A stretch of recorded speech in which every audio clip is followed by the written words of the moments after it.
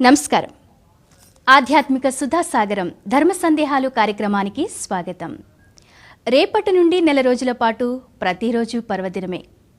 ముత్తైదువుల హడావిడి, మంగళగౌరీ వ్రతాలు, లక్ష్మీ పూజలు, శివకేశవుల ఆరాధనలు వెరసి అనునిత్యము పర్వదినమే. ఈ నేపథ్యంలో శ్రావణమాసం విశిష్టత గురించి, శ్రావణమాసంలో ఆచరించాల్సిన విధి విధానాల గురించి ప్రేక్షకులు ఎన్నో సందేహాలను ఉత్తరాలు, ఈమెయిల్స్ ద్వారా మాకు రాసి పంపించారు.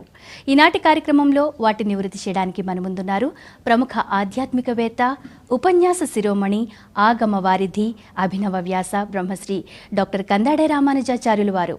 వారిని అడిగి తెలుసుకుందాం. నమస్కారం అండి గురువు గారు. గురువుగారు, మొదటి ఉత్తరం చూద్దామండి. భీమవరం నుండి పద్మావతి గారు పంపించారు. శ్రావణ మాసం విశిష్టత ఏంటి, ఆచరించాల్సిన విధి విధానాలు తెలియచేయండి అని అడుగుతున్నారు. భారతీయ సాంప్రదాయంలో ప్రతి నెల విశిష్టమైనది, ప్రతిరోజు విశిష్టమైనది, ప్రతి వారం. అందులోనూ కొందరికి మాత్రమే ప్రత్యేకత. అంటే కొన్ని మహిళలకు, కొన్ని పురుషులకు, కొన్ని బ్రాహ్మణులకు, కొన్ని వైశ్యులకు, కొన్ని బ్రహ్మచారులకు, ఇలా ఆయా వర్ణములు, ఆయా ఆశ్రమములు వారు ఆచరించేటువంటి కొన్ని విధానాలకు కొన్ని మాసాలు ప్రత్యేకించబడ్డాయి. శ్రావణ మాసం మాత్రం అందరిది, అందరికీ, అన్ని వయసుల వారికి. చాలామంది శ్రావణ మాసంలోనే మనం ప్రత్యేకించి మహిళామణులు బాగా చేసుకునేటువంటి వ్రతం వరలక్ష్మి వ్రతం. మరికొందరు ఆచరించే వ్రతం మంగళగౌరి వ్రతం. ఇవి కాక గోదాదేవి పుట్టినరోజు ఈ మాసంలోనే. బ్రహ్మచారులు కొత్తగా ఉపయోగమైన వారు మౌంజీ వ్రతం అని, మౌంజీ విమోచనం అంటున్నారు, దాన్ని చేస్తారు. ఇతరులు ఆ రోజు యజ్ఞోపవీతాలు మార్చుకొని, మనకు హోమం ఉంటుంది, ఆ హోమం చేస్తారు. ఇదే మాసంలో సరే మన ప్రాంతం వాళ్ళు అని కాకుండా రాఖీ పూర్ణిమ అని చెప్తారు. కొందరు రక్షాబంధనం అంటాను దాన్ని, రక్షాబంధనము చేసుకుంటారు. ఇది అన్నా చెల్లెళ్ళు.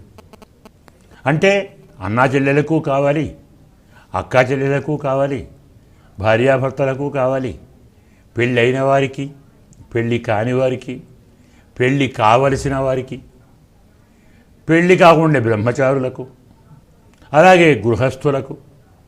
ఇలా మనం చెప్పుకుంటూ పోతే శ్రావణమాస వైశిష్ట్యం ఒక మహాభారతం అంతా ఉంది.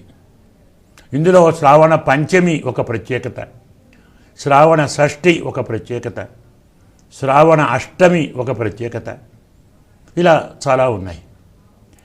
ఇంకా బాగా చెప్పాలంటే చాలామంది అలా ఆచారం పడింది. శ్రావణ మాసంలో లక్ష్మీదేవిని అధికంగా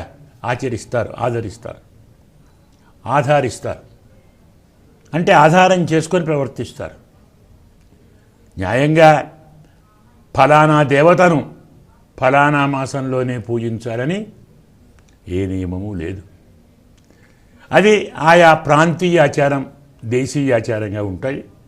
ఈ రీతిలో చిన్నపిల్లలు, పెద్దవారు, బ్రహ్మచారులు, గృహస్థులు, సోదరీమణులు, అక్కా చెల్లెళ్ళు, అన్నా చెల్లెళ్ళు అందరూ తప్పకుండా ఆచరించవలసినటువంటి నియమం. ఈ మాసంలో మరొక ప్రధాన అంశం, ఈ మాసం పేరే శ్రావణం. అంటే శ్రవణ ఫలితాన్ని ఇచ్చేది. శ్రావణ శుద్ధ పూర్ణిమ అంటాం కదా, ఈ పున్నమ నాడు వచ్చే నక్షత్రం శ్రవణం. మాసం అంటే అది కదా. పూర్ణిమ నాడు ఏ నక్షత్రం వస్తే ఆ మాసం. చైత్రం అంటున్నాం, చిత్తా నక్షత్రం వస్తే చైత్రం, విశాఖ వస్తే వైశాఖం, శ్రవణం వస్తే శ్రావణం.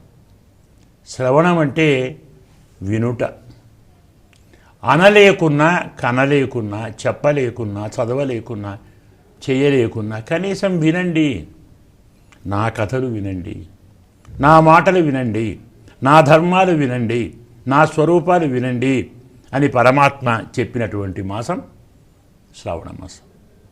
ఇలా స్వామిని, అమ్మవారిని, పెద్దలను, గొప్పవారిని, ఋషులను, తమకు నచ్చిన ఆయా దేవతలను భక్తి శ్రద్ధలతో ఆరాధించే మాసం శ్రావణ మాసం.